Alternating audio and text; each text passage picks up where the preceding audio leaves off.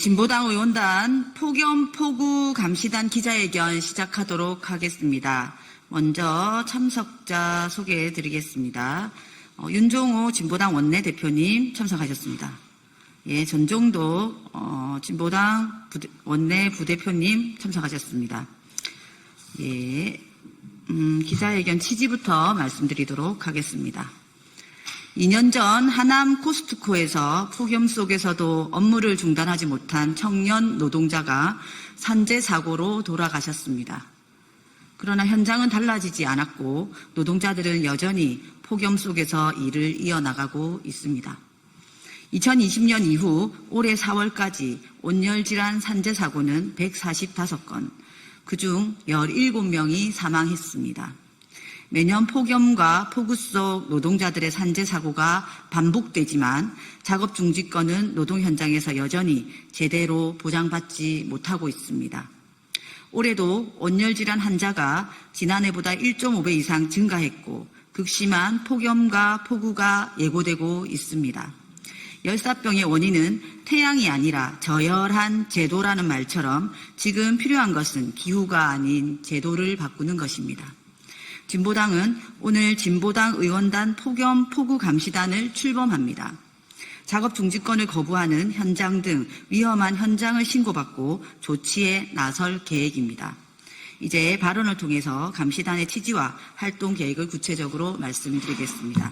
먼저 전종덕 우리 진보당 국회의원님께서 발언하겠습니다.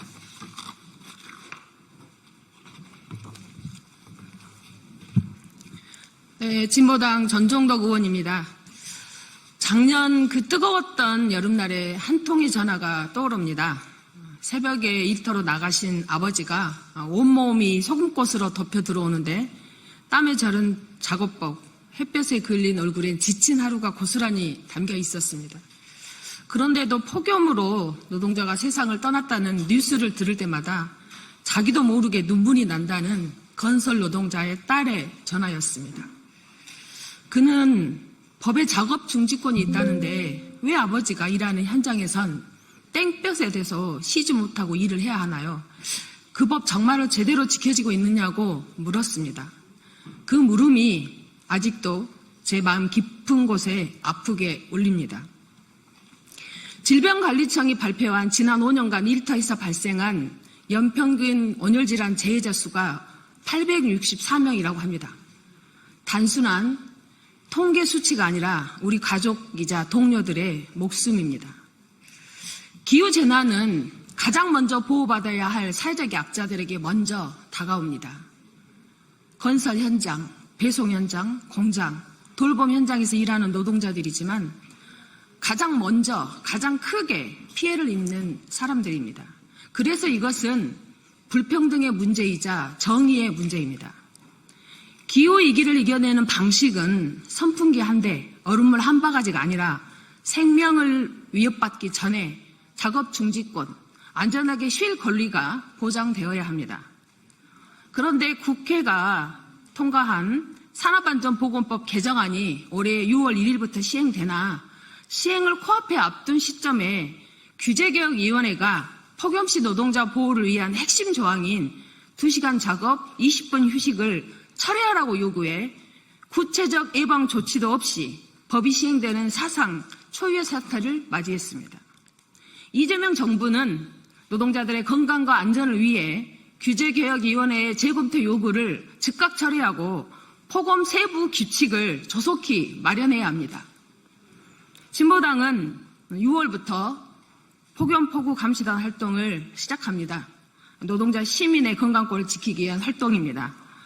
기후위기에, 기후재해에 그리고 위험이 있는 곳을 그런 상황이 있다면 제보해 주십시오. 진보당 국회의원들이 달려가겠습니다.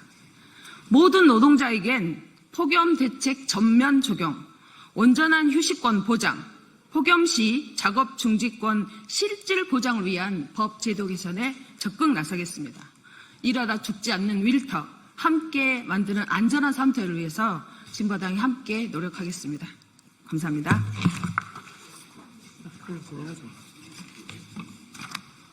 예. 예, 진보당 원내대표를 맡고 있는 울산북구의 윤종호 의원입니다. 진보당의 폭염, 폭우, 감시단 운영을 위한 기자회견문을 낭독하도록 하겠습니다.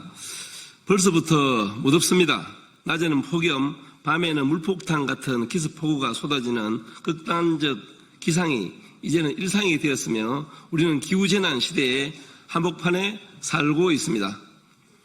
우리나라 연평균 온열 질환자는 864명에 이릅니다. 그런데 올해는 아직 폭염 초입임에도 불구하고 벌써 192명의 온열 질환자가 발생했고 지난 주말에만 51명이 응급실로 실려갔습니다. 특히 건설, 택배, 배달, 조선, 청소, 급식실, 마트 등 현장 노동자들의 위험은 훨씬 더 큽니다. 지난 2년 전 코스트코 노동자, 작년 그제 하나오션과 삼성중공업 노동자들이 폭염 속에서 일하다 참변을 당한 것을 생생히 기억하고 있습니다. 하지만 우리 사회는 한 발짝도 나아가지 못했습니다. 윤석열 정권은 임기 말 체감온도 33도 이상 시 2시간 이내 20분 휴식이라는 최소한의 규칙조차도 철회했습니다. 침통더위에 죽어나는 노동자의 아우성은 외면했습니다.